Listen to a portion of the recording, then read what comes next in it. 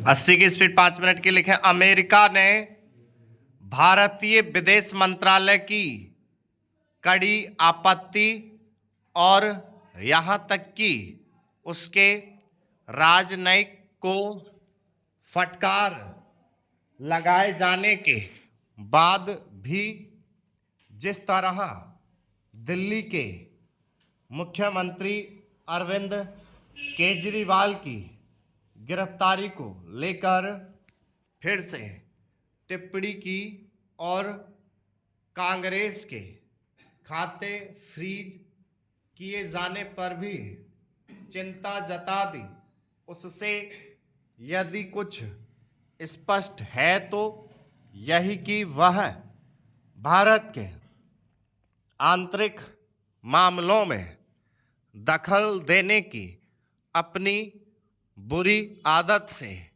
बाज आने वाला नहीं है।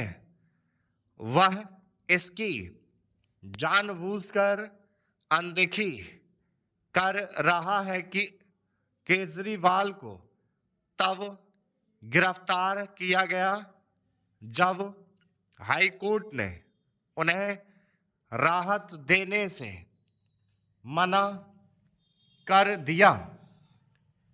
इसी तरह यह भी किसी से छिपा नहीं कि आयकर विभाग की कार्रवाई पर कांग्रेस को हाई कोर्ट से कोई राहत नहीं मिली।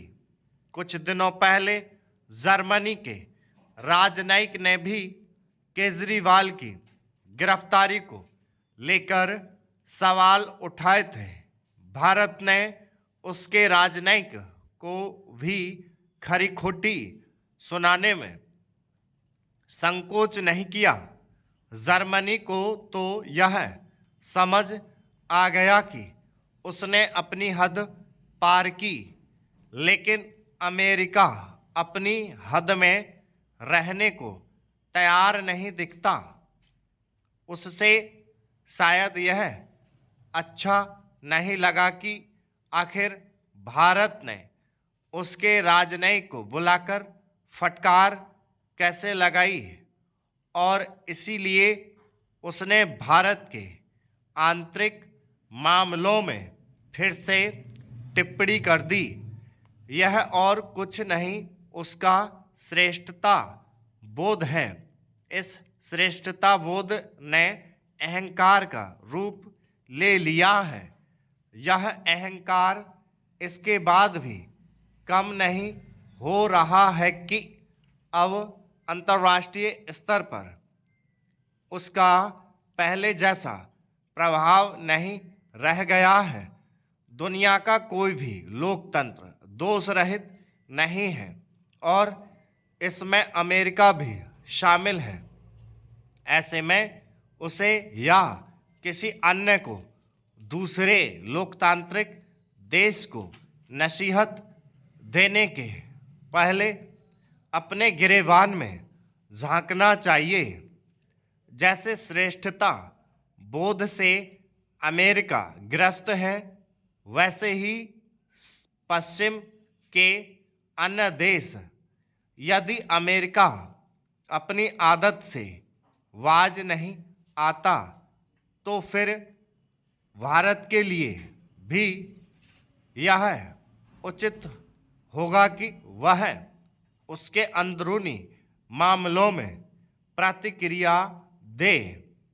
कम से कम उन मामलों में तो दे ही जो भारत और भारतीयों के हित से जुड़े हैं। बीते कुछ दिनों में अमेरिका में भारत के 9 छात्रों की हत्या हुई है। क्या यह उचित नहीं होगा कि भारत अमेरिका से कहे कि वह भारतीय छात्रों की सुरक्षा को लेकर गंभीर नहीं?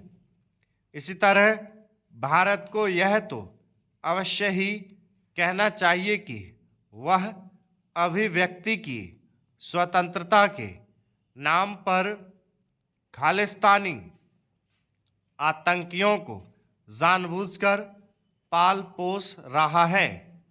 अमेरिका एक और तो स्टॉप